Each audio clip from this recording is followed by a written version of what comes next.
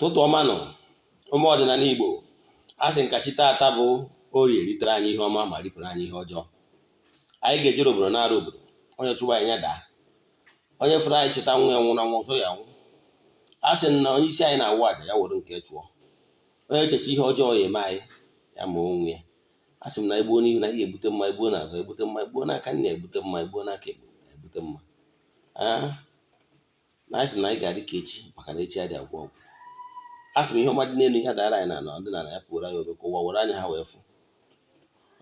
Onye si na akwa ya ma champa ma ya aba na nke. A sị m ebe obere ugobere nke si ibi ebe na ya gosi ebe ọ ya ebe. Ọ bụ na o gosiri ebe ọ ya ebe, a sị m kwukwa ya ọhịa nkwu. Aka m bụkwa onye nke gị, Ogbuefi EZE-ANA Ugochi tubelu oraifite. Abụ m onye isi Ichuaja Ugochi tubelu ọdịnala temple. Bụrụkwazị onye isi ọdịnala restoration prayer ministry. Bụrụkwazị onye mgbasa ozi ọdịnala Igbo. My mission is to help people live better life. N'ụbọchị taa ka anyị chịkọtara aja nke anyị chụrụ n'ọnwa Jenụwarị isi njedebe. Anyị chụrụ aja dị iche iche n'ụtụtụ a, rụzie ebunu wee siri onye bụ ọrụ, ma ndị anyị chụrụ nke aka mkpa na ndị anyị chụrụ nke gurupu. Echefukwana na nke ọnwa Febụwarị ga-ebido na Febụwarị 6, last for 14 days. Ọ bụrụ na ị chọrọ ka iso na aja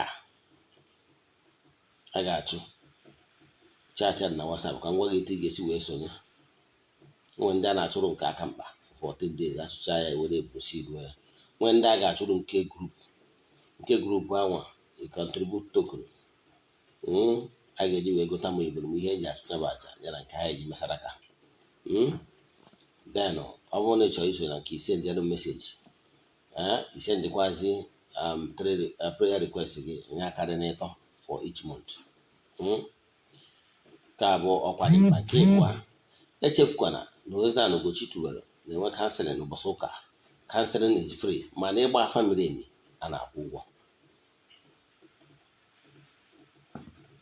Then nke ọzọ, ọ bụrụ na ịbụ onye nwere call, dịka isi kwu, my mission is to help people live better life. Mana ihe mkpebigo n'obi gị na-echọrọ ịrụ onye bụ ọrụ, mana ị nwere onye nkwadoro and ị chọrọ ka eme ntọ gị, then chat ya m na WhatsApp na nyere gị aka. Maka na ugbo oriri nne, maka na ndị ọrụ dị ole ma ole. The vision to restore kpọchigata ụmụ ọdịnala Igbo back to their root. Ndị na-arụ ya bụ ọrụ bara mba, mana ugbo buru ibu. Akụziere gị etu ị ga-esi wee na-azụ gị bit by bit, ka ị wee na-azụ ya etu kwesịrị ka ị wepụta ihe, ka ị wee dee ude. Maka na dịka nsi ekwube na adịghị ka ibe na ọ na-agụ agwa. N'ụbọchị taa, isiokwu anyị bụ uru ọ bara ime Saraka, uru ọ bara bụ ịchụ aja, nyara ihe ị nwere ike ime ka ị dị connected with elemental beings and the forces of nature. Nyenwa bụ isiokwu anyị ụbọchị taa. So ọ bụrụ na ị na-afụ vidiyo a, ị nwere isi awele, wọchị vidiyo a wee ruo n'isi njedebe ka ị nwee ike mụta ihe ga-echenji ya life for good. O nwere ajụjụ na-abụ mmadụ jụrụ m n'ụtụtụ a, mana especially ndị nọ Nigeria, ọtụtụ ndị mmadụ adịghị enwe time watch videos, maybe because of data. I understand. If not, some of the ajụjụ ụfọdụ jụrụ m abụghị ihe nyego na lecture. Ị gaa na my YouTube channel, enwere m over 300 videos there, lectures. So some of the things ụfọdụ na-ajụ na ụgwọ ihe m metụgoro aka in the previous video. Mana I understand na ụfọdụ ama enwe ike watch those videos one after the other ka enwe ike wee nweta ya. Ụzọ ajụ na-abụ mmadụ jụrụ m, onye nke mbụ jụrụ sị, kedu ihe ya nwere ike ime ma ọ bụrụ na agbachara ya afa, ọ bụrụ na o nwere ego o ji alụ ọrụ dị n'ụzọ ya? Nsị fine and good.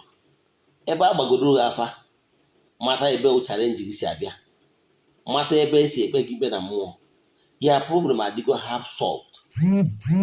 mana laziness adịghị ekwe ndị mmadụ emezi ihe ha kwesịrị ime n'aka nke onwe ha.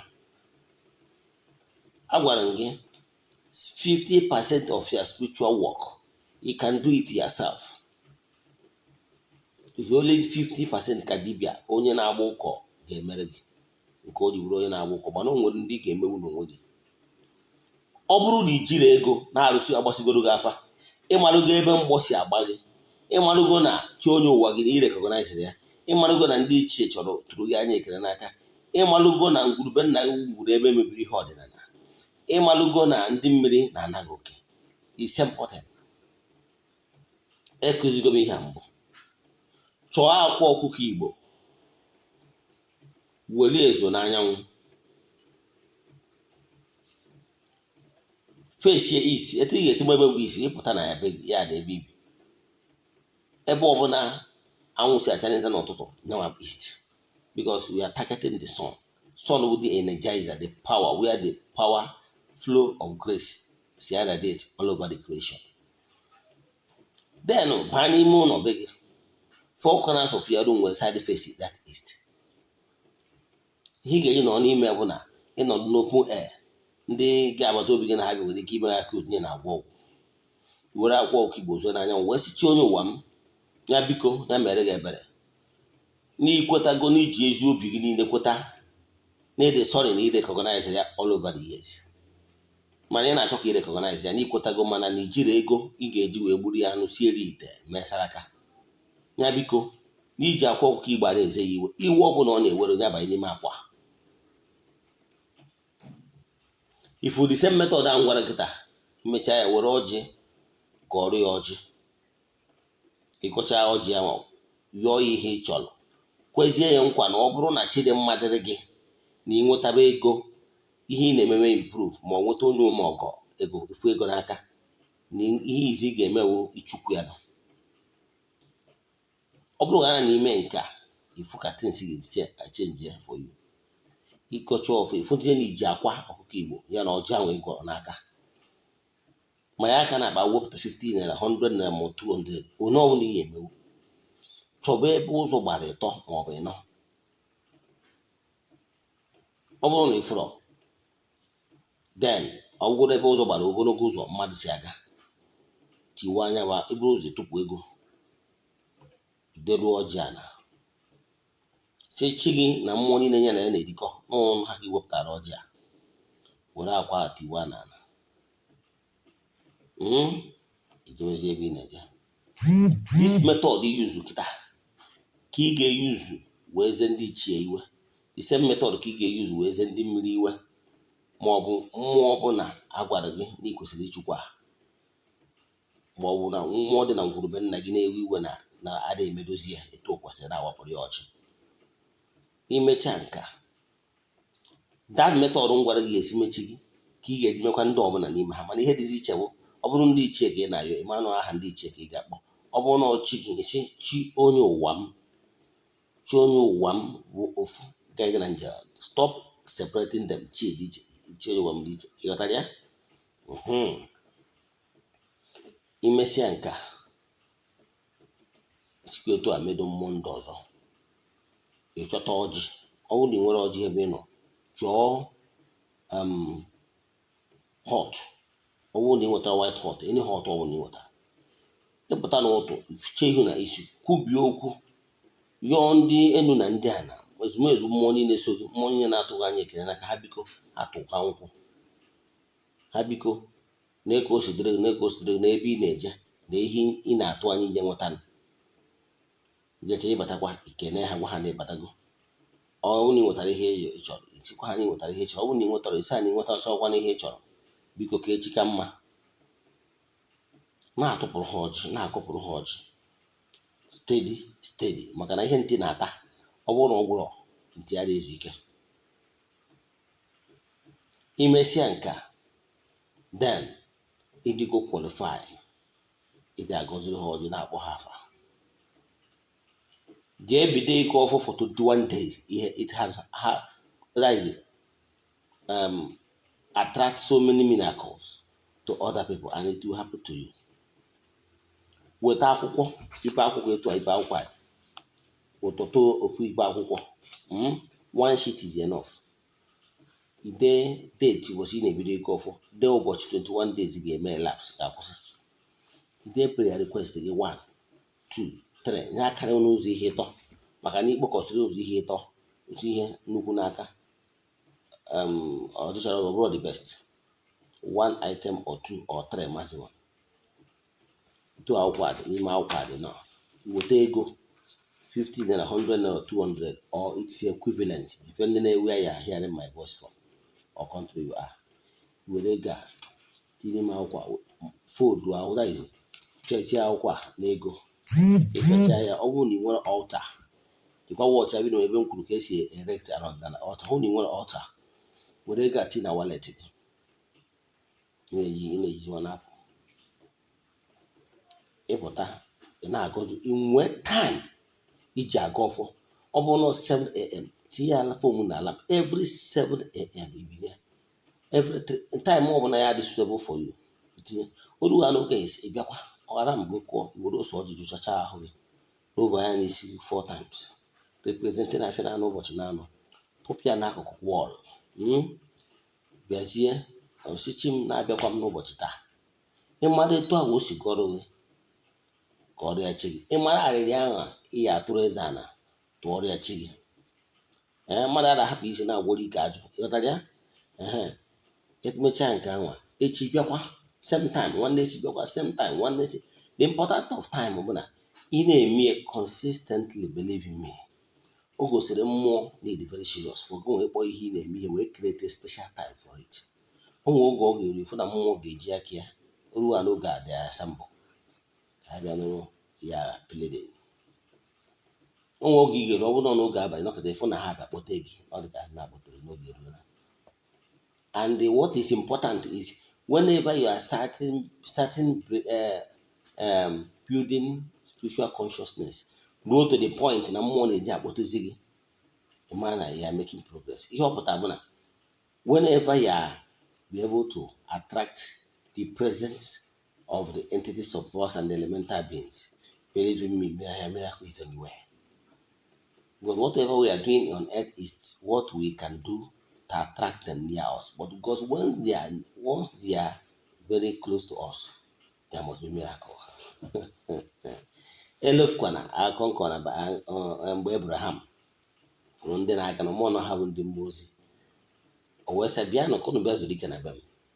Mgbe ha bịazuru ezu ike, ha wee sị ya na ọ bụ ezigbo mmadụ maka nnabata ọ nabatara ha na etu mgbe a na ahụ na-abịanụ na asa na nwunye ya ga-adị ime.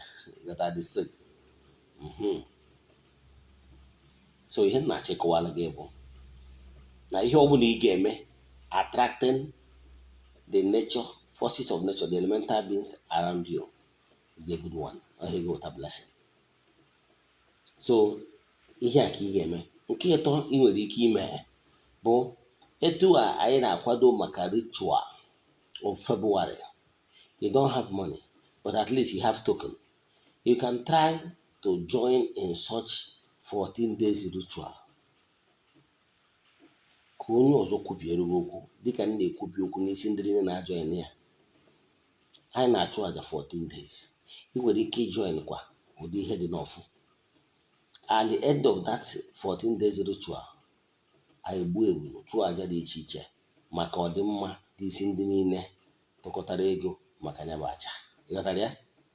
Believe in me, it benefit a lot of people. Because with that, iketago oke onye gburu ebu na-abanyekwa n'ọtụgụ nke itinye. Ịghọtara ya?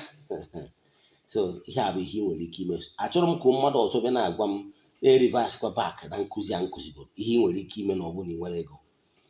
Mana ọ bụrụ na ị nwere ego, bido chụwa aja, mewe appeasement is fast actually. Ma ọ bụrụ na ị nwere ego, mana ọ bụrụ na ị nwere ego, ịkụzi n'ọta mebe ihe a m gwara gị mebe. Imesịa ibidokwa n'isi, you have changed the life of people and it will change the life of you. As long as mmụọ fụrụ na ịdị very sincere na ya pleading. Ọ bụrụ ọkwa ịgbajuo ego akpa ya na-asị mmụọ na ị nwere ego, mmụọ na-afụnụ gị. Ịghọtara ya? Ọ bụrụ ịgbajuo ego akpa na-asị na otego ịtụfuwere ego, for you, ego ị na-enye mmụọ ịgbọdọ ya ntụfu ọkụ ya. But you don't even know what is sparing your life.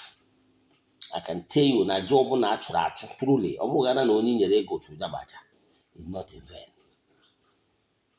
Ebe ọ bụ challenge where the person did not even do the work.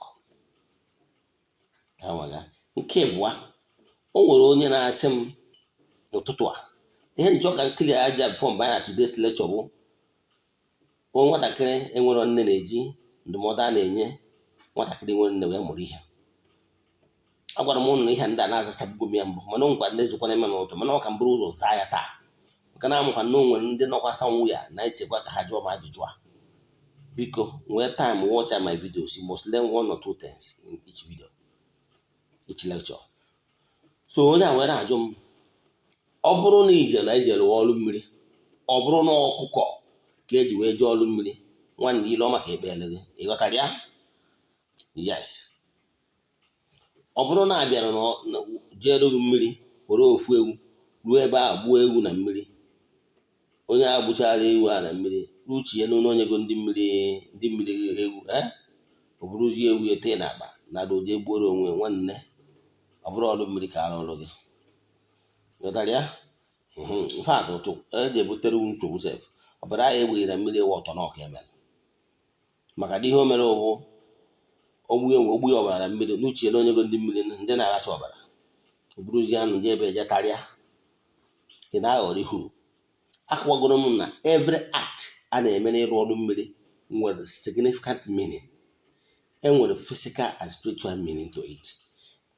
Na-ekwu ngọ nwaanyị nọ ka ịgba nkwụ in reverse. Na ngwongwo niile ị na-afụ dị na bafụ ma ihe ịchọ mma ma ihe ọnụ na-eri ihe niile a representere ihe mmadụ na-ebutere ndị ọgọ ya na ọchị ịnụ nwaanyị. Echefukwara na mgbe nwoke bịara ịnụ nwaanyị ọ na-eweta ihe ịchọ mma ihe nwaanyị ọ bịara ịnụ ji ịchọ mma ọ na-ewetakwu ihe ọnụ na-eri ma mmanya obere ụmụnna ma ji ma ọ na bụda anyị oraifite ihe ego mba ji gasị ihe ego plantain ị ga-ego ihe niile a na-ebie nne m nwa ga-esikwa n'ihe ndị a werekwa ya wee kee ụmụ ndị nwunye di ya. A na-ebutekwu ncha ba sobu na nnu ụmụ nwaanyị ma ụmụ ọkpụ ma ada na-eke ịghọtara ya oke ụmụ okorobịa ọnya kpatara na ngwongwo a na-ebu na bafụ so many things dị n'ime representere ma nke ndị ọgba nje mmiri ma ndị ejima ma ndị dada ma ndị agbara ọrụ ndị ichie nwoke na ndị ichie nwaanyị ma ọ dị water elements ihe ọnụ na-eri ihe ịchọ mma ịghọtara ya? So na-eche ekwu ngọ na ị ga-eweta ihe niile ọnya kpatara na nwoke ji ịgba nkwụ nwaanyị ịbịa o nwere ewu na-eso agbamnkwụ and agbamnkwụ a bụ na ịnụchago nwaanyị na ọdịnala Igbo. Introduction na ịkụ aka n'ụzọ ma ọ bụ ime ego bụ nke imere the immediate family of the lady in question ị chọrọ ịnụ mana ịchọzi ịnụ nwaanyị n'uruwe n'isi ịma na ị ga-agbara ụmụnna nkwụ nke anwa dị laja ụmụnna bụsị imere ego ị ga-afụ na ya wife family the father the mother the uncles and relatives are there. Mana ụbọchị ịbara ịgba nkwụ the tire ụmụnna ga-anya all that ihe anwa the tire ụmụnna riri ga-eme ụbọchị ọ ga-abụ nwunye gị anwa bigido n'obodo ahụ ị na-anụ ya ọnwụọ abịagwa ndị ụmụnna gị naanị akwapụ ya ụbọchị dị etu a onye ọbụla emechie biznes ya nnukwu onye na moto wee jee ka eje meta ozu nwa ọgbụ ịghọtara ya? So ihe ahụ ụmụnna dị ka ha ji mara na onye dị etu a na-anụ di tụ ọnya ka eji akrown ịnụ nwaanyị n'ọdịnala Igbo n'isi njedebe because ihe ebidogo n'ezinụlọ nwa wee batazie na alaja ụmụnna n'ikwu na ibi ya ịghọtara ya? Now mgbe ejeri ngwongwo a dị n'ihe ndị mmiri nwere ihe ndị o representere ma nke dị ofu ma nke dị ịbụọ ma nke nwere ndị o representere na all the water elements na ndị ezumezu mmụọ niile na ndị iyi ụwa ya ndị nwere link with the woman in the world of marine. Ịghọtara ya? Now ewu ahụ a na-etinye bụ ewu eji esi ilu ọrụ n'ọdịnala Igbo. Ebe ọ na-ịrụchara ọrụ mmiri wee ọrụ ọbụla n'ala Igbo wee gbuo dị ewu adị arụ ya nụ n'arụ n'odivasa. Example igwe ahụ n'ala Igbo igbo rie ewu ndị ahụ igoro anaghị nwere ike pụta echi sị ka ha bịakwuchie ego wee were ịghọtara ya? Ọ dịgo sil and ewu ahụ egburu ụbọchị ịgbara nkwụ nwaanyị ga-eme na nwaanyị ahụ na ama agba nkwụ ya gburu na-abụ n'ala Igbo. Ọ bụrụ na gị na ya nọgbara ụlọ gwọrọzi ụlọ anụ ọ na-abịa nne ya akpọ gị bịa were ego ihe a ga-enyere ewu bride price, mana ọnụ dị ọzọ ọma agba nkwụ ọzọ maka na ndị ichie ama eri ebunu n'isi Ijeọgba gburu na ahụ ịghọtara ya. So ọ bụrụ na ya rụcha ọrụ mmiri ewere m ewu enye ha wee si ilu kwuo na ọrụ mmiri akwụpụ okwu dịka onye nchụaja na ọrụ mmiri alụ taa na ama arụzi ọzọ na ọma apụtakwuzi n'afa na ọnụwo ndị mmiri ama eji stọpụzi ọzọ na ọnya ka eji esi ilu ihe gbasara ọrụ mmiri onye a taa gwụrụ ngọ final enye ha nyawa ewu ama egbu ya egbu maka na egbu imesime ọtọnọ agbatu ya mmiri a gbatụrụ ya bụ to the extent na ọma egwupụtawuzi ọ na-eme anyị gara ama na ike agwụghị ya ebupụta eto ihe awụfọ ihe enyelu the elements in the water, call them fishes, call them whatever, water living being. Ọha ka enyere ha for their own saraka, for their own isi eso nweri oke ihe gbasara bịa kwụ ngọ Ijeọma ịghọtara nkwenye bụ Ijeọma sorry atụka nna ama nwaanyị dị mma so ewere nyefa ifere na-esiri gị then ozie ha sị ha arụsị ọlụ a ha so m na anụ ụlọ na anyị nwere reception na anyị nwere igbu a ga-egbu ka ha nwa na-ede ude ka onye anyị rụrụ ọrụ na-edekwazi ude ịghọtara ya. Echefukwana na ndị mmiri m so wee duga m mgbe m ji akwụ ya ngwa so ya wee ebu na mma egbutu n'ụlọ ndị mmiri nke onye ahụ ga-esorie ndị mmiri nke m ga-esorie ọ Saraka ihe o representere bụ that reception a na-eme na ọ bụrụ na ije gbaa nkwụ nyechaa ndị be ụmụnna nwee ihe ma mmanya ha ma wee ezumezu ha niile ejuo ha isizie ndị ga-eji wee mee entertainment.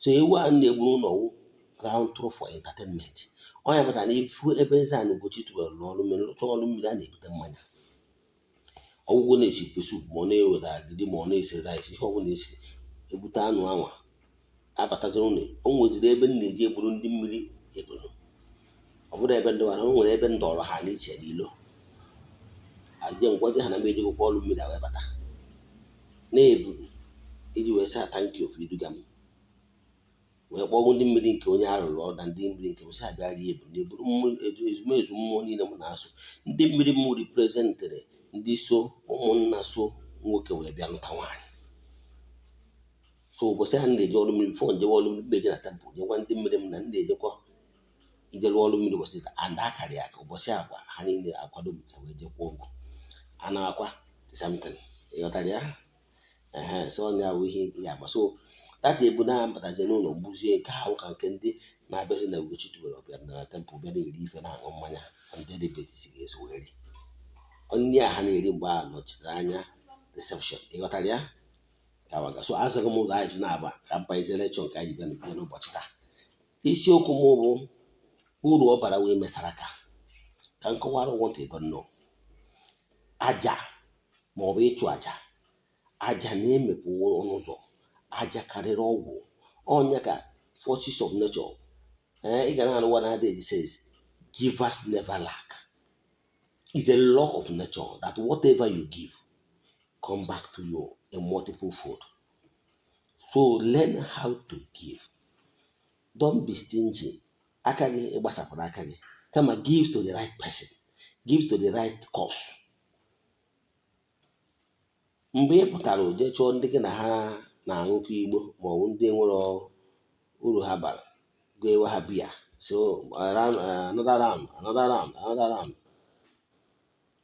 that one ị na-eme ka m gwa gị eziokwu gị nwa na onwe nne manya yes gị nwa o nwere mgbe ihe ị na-eme kwụrụ ụgwọ wee declare ya surplus wee kpọọ pati kpọọ ndị mmadụ abịa na-eri na-aṅụ na-agba egwu na be gị na-eme ihe niile emecha ihe a ndị ga-ebi ndụ dị iche iche na klọb na pati ego mechaa spend the huge amount of money onye na-abịa ọkọ gị echi ndị niile a were away from you odogo anya na ego spend the in vain because you are not giving right you are not na-ahapụ isi na-agwọrọ ike ajụ but learn how to give to something that will be of spiritual benefit to you.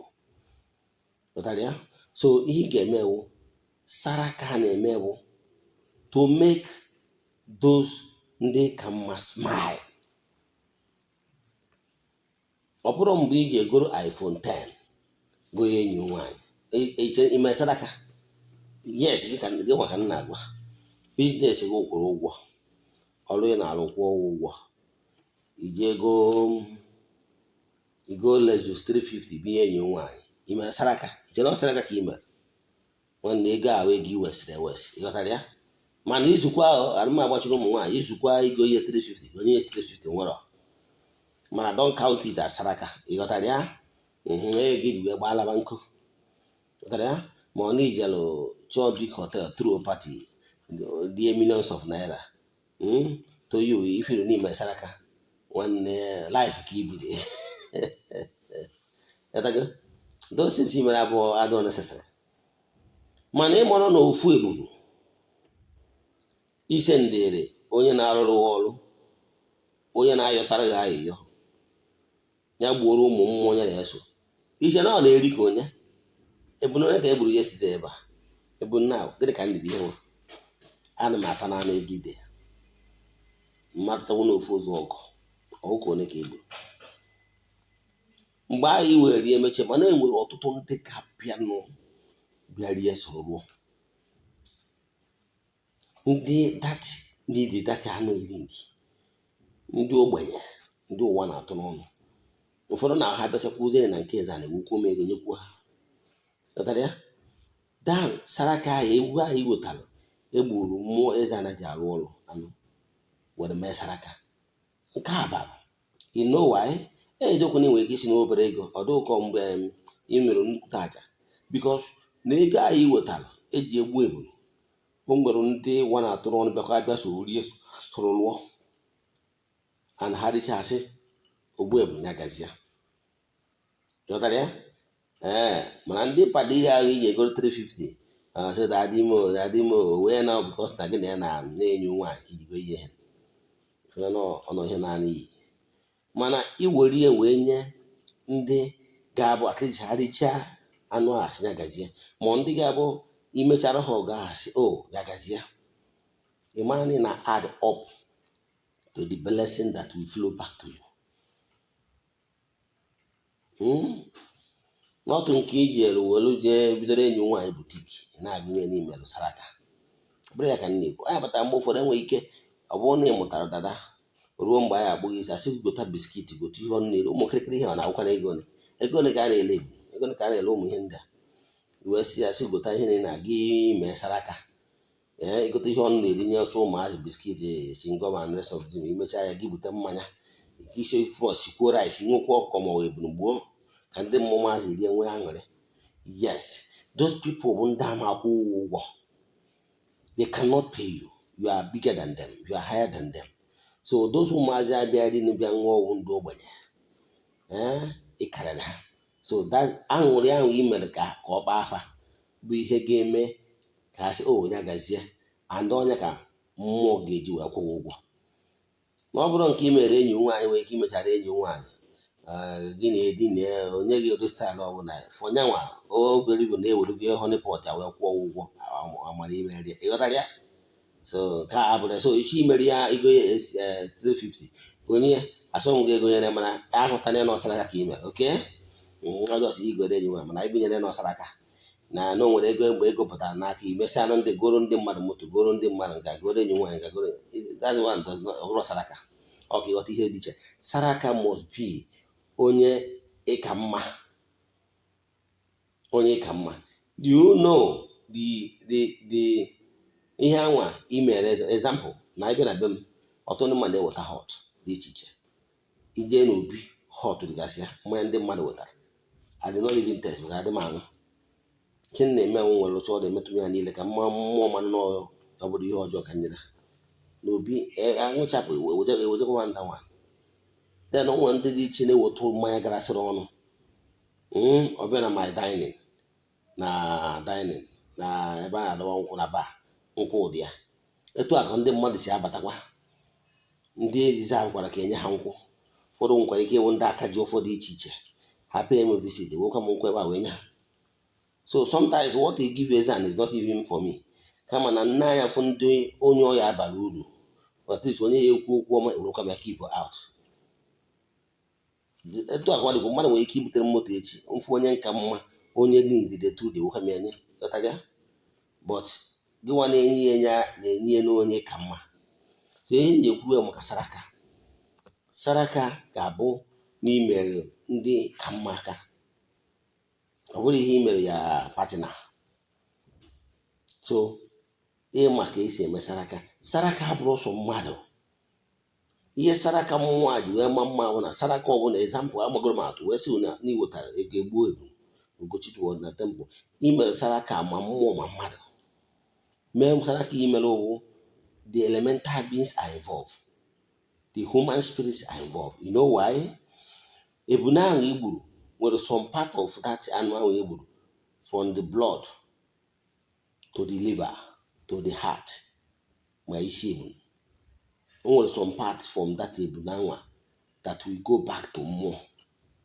And dịka nsikwu ụbọchị nkọwara ihe na mmụọ enwere ahụ ma ncha na ọ bụ mmụọ, dọbịa afọ mmụọ anaghị eri ebunu. Mmụọ anaghị eri ihe mmụọ na-eme ewu na anyị were ebuna si ebuna example na o nwere onye ihe mmụọ anyị mere ihe o wee gbunye m ebunu si m jee gburu mmụọ, mbịa were mmụọ si ya mmụọ nekwa ebunu a na onye dị etu a imere ihe dị etu a butere ebunu a si ka e wee kene gị n'ihe ọma imere ya, maka na ekene nwaanyị na-agwa akịrị ka adị akwụta ọzọ. Anyị gwazie m mmụọ si ya biko ebe onye a chetara ka o kene gị, gbaalịa Krismas, mee ka nke mere eme bụrụ spray ya mbụ, epekwuo ụzọ ego ka ọfụ ego n'anya na abụ, meghere ụzọ ọfụ bigalat, ngọwa ọfụ gọcha ọfụ anwa, ngọcha ọfụ ahụ egbuo m dawa ebu mgbuchi ebu na anwa, mmụọ ya adị happy at least na onye ya rụrụ ọrụ dụtara ya.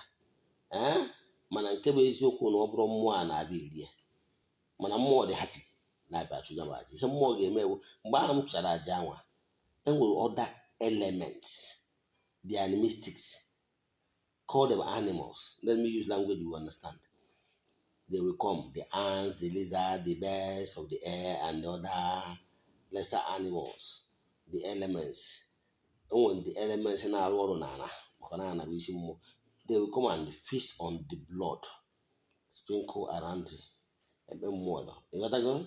Mmụọ a na-enwe aṅụrị, ọ nọ ka nne na nna mụtara ụmụ, ọ na palọ fụkwa ụmụazị na-eri nri na dining na-enwe aṅụrị.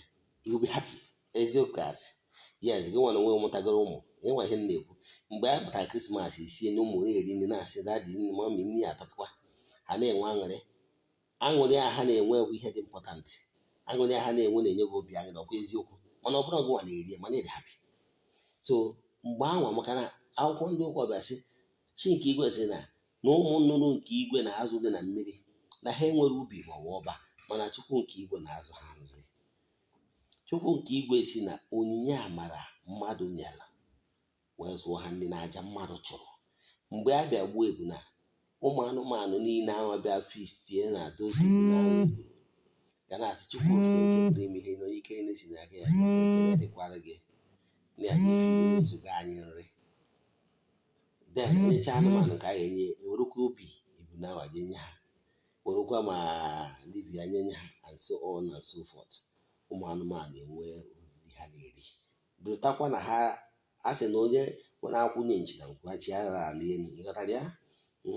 Mgbe ahụ i nyeziri ụmụ anụmanụ anwa Chukwu si n'aka gị wee gbara ha Krismas, ha si Chukwu okike na-eme ihe a Ogbuefi EZE-ANA ji wee chụọ aja ahịhịa ọyọ biko si mezukwarịa ya. Den eburuzie ndị wụ flesh na anụ ma agidi ma kwesị binyezie ndị wụ mmadụ. Ndị mmadụ iri ha dịcha aṅụ biya, aṅụcha biya asị Chinechukwu okike ya gazikwara Ogbuefi EZE-ANA, ihe o bu n'obi wee mee ihe a ya gazikwara ya. Ịghọtara ya? So ịfụna na ma mmụọ ma mmadụ ọ dị animistic, maka na mmadụ na-eche nọọsụ ya na ya Chukwu ihe, ọsọ mmadụ na ya Chukwu ihe niile ekene Chukwu. Ịfụna ya? So ịfụna ka aja ahụ ị chụrụ na Ugochi tụrụ na temple si wee baalụ mmadụ baalụ ụmụ anụmanụ esiwe na-asị ya gaziere gị. Ghọtara ya? Enwekwa ụbọchị m mara atụ sị na mmadụ nwere ike mee ebe mere m ọgọ wetara m ihe ma ihe a na-eri ma ihe a na-eyuzu onye ahụ nwere ike wetara m ya, nkelechi onye ahụ asị so ichetara ya, ichetara m, enwee mkpọọ mmụọ mụ na ha sosi ya, biko lekwa na ihe onye dị etu a mere anyị, mere anyị, biko je gọzie ya. Example, ụmụ onye one of my fans pụtara n'ọnwa gara aga wee sị m nwa ji aka ekwu, sị na onye na-achọrọ ibido kwụwa tit. Now ihe o kwuru ha wee sị ndị mụ na-aso, so na onye dị etu a, ebe o chetara ori ihe dị etu a n'obi ya, ọ bụrụ mma gwara ya, jeenụ gọzie ya, meenụ ka Chidimma dị ya, ka Favour dịrị ya, ka mbụ yọba n'isi ya. Etu a ka ọ dị. O ngwa ndị Igbo ya wetara m ihe ọma dị iche iche, onye ahụ wetachi na anyị kọrọ m ya ọfọ ndụ, ịwa ndị mụ na ha so ha mee ka pọket ebe esi wepụta ego a na ọma nata dry, ngwọtazi ọfọ niile anwa ten enwekwa m ike, ọ bụrụ na ihe a bụ ihe m adị eri ma ọ bụ ihe m adị yuzu, ewerukwa m ya nye m ndị onye ọzọ, but I have accepted it. So mgbe niile ị na-egburu mmụọ accepted ya, then ndị ọzọ niile erizie ya bụ ihe anwa, ha rizie ihe niile a, ọ maka otito nke onye nwe anyị. Nke a bụ nke ihe amatagoro nke mbụ, very very important. So ịchụ aja dị very very important, and mgbe ị na-achụ aja ndị a, ị na-akọneti onwe gị to the elemental beings, ị na-akọneti onwe gị to the entities of powers, ị na-akọneti onwe gị to ezumezu mmụọ ndị na-ejere Chukwu na mmadụ ozi. Maka na mgbe ọbụla ị bịarụ na-eme ka ndị ka mma na-enwe aṅụrị n'aha Chukwu okike nke pụrụ ime ihe niile, the creatures of the most high are na-benefit, the elements, ịma na each door ọbụla nwere mmụọ na-eri oke, like tata o nwere entities of powers ndị ọ bụ ọrụ ha iri oke na aja niile achụrụ n'ụbọchị tata bụ Orie. Ịma ụbọchị ọbụla bụ afọ nwere the entities of powers ndị ọ bụ ọrụ ha iri oke niile achụrụ n'afọ abụ n'afọ. O nwere entities of powers na-eri oke na aja ọbụla achụrụ na nkwọ abụ na nkwọ. O nwere entities of powers na-eri aja na eke abụ na eke. Enwere the elemental beings na-arụ ọrụ n'ikuku, ndị na-arụ ọrụ n'anyanwụ, ọnwa, kpakpando, ndị na-arụ ọrụ na mmiri, ndị na-arụ ọrụ n'ala. Ọnya kpatara ndị ọcha ji kpọọ ha ndị anyarị kpọrọ nke ha zodiac signs. Ha ma na o nwere the radiation that flows into creation from those elements. Anyị nwa amụrụ n'agụ December 1 ya sị gị nọ Sagittarius, enwere Capricorn, enwere Leo, enwere Admini, ịmacha ncha niile. So all ihe niile nwere those zodiac signs nwere ihe omiri. So ihe na-achịkọwara gị bụ na enwere elements dị ncha. So mgbe ọbụla a na-achụ aja, ọ na-arụ ọrụ n'isi gị. Ụmụ mmụọ na-anara oke, maka na mgbe ahụ onye na-achụ aja ọ ga-akpọ afa gị n'ọkwa aja Ifeanyị Okonkwo example sisi chụọ n'isi, wee na were ọjị n'aka wee na-akpọtu mmụọ niile na-anara oke na Orie si abịakwanụ, like ndị niile anyị ga-alụ ọrụ taa ụbọchị anyị bido bido ọrụ fa, ndị na-alụ ọrụ n'ụbọchị taata na-akpọkwu mmụọ niile na-eri oke na Orie konu bịa soro rie soro lụọ n'ọkwa Ifeanyị Okonkwo sisi chụọrọ na aja. By then they are being familiar with that name. They know that na Ifeanyị Okonkwo eziokwu na ọrịa ya megasị na Ifeanyị Okonkwo ahụ ọkwa ebe a nọ n'obodo oyibo, mana o wetara ihe aja ndị asị ka a chụọrọ ụnụ. Ghọtara ya? Oke, etu a nọ ka ajụọ gị ajụjụ. Ọ bụrụ na ọ na-abụ iweta ihe ọma, ego, rice, ihe ọbụla iweta, ị na-ese ndịrị ofu ndị na vileji ụnụ, onye ị na-ebinye orukọ gwa ha n'ọkwa Ifeanyị Okonkwo n'obodo oyibo butere ụnụ ya. Ejiokwu na ha fụrụ gị anya, mana they will always be happy with you. Mgbe ọbụla ị batara ha wee fụ gị anya, ha Ifeanyị anyị natakwara ozi gị, anyị na-atakwa ozi ị na-ezi, anyị na-ekpekwa ekpere ka Chidimma dịrị gị. Ị ghọtara ya? So ndị anjelu nke Chukwu ị na-eweta ego site chụba aja n'isi ha, weda ma ị na ya ma ọ bụ na ịnere, ha na-anata ozi gị. Maka onye na-agọrọ gị ọfọ ji ọkụkọ a n'aka ma ọ wee ewu a n'aka ma ọ wee bu na n'aka na-ekwubi okwu, na-agwa ha na vidiyo ọ na-ese ndịrị gị na-ekwerụ na ọkwa ede etu a wetara aja a ka a chụọ n'isi ụbọchị taa. So by ị na-enye ha ihe, you are aligning yourself. So nwere aja ọbụla ị chụrụ bụ ihe na-ana iyi. Aja ọbụla ị chụrụ, iche aja ọbụla ị chụrụ, you are coming closer to the forces of nature, to the nature beings. Nwanne na-achụ aja na aja karịrị ọgwụ. Hapụ ịgwọ ọgwụ. Ịgwọ ọgwụ bụ na ị na-achọ cut corners. Mana nke bụ eziokwu, na-achụ aja to the right place. Na-hapụ the right person ka ọ na-achụrụ gị aja. Gradually gradually you are paying your debts. Gradually, you are aligning yourself. Gradually, you are making yourself friend. You are making more friends with those entities of powers. Kachiri mmadụ wee dịrị gị. Ọ ihe ndị a ka ị kwesịrị ime ka ị gwọọ ma na-agụ ka ifeọma wee mewere gị. To isiokwu anyị n'ụbọchị taa eji n'aka na ịghọtara ihe anyị kọwara n'ụbọchị taa.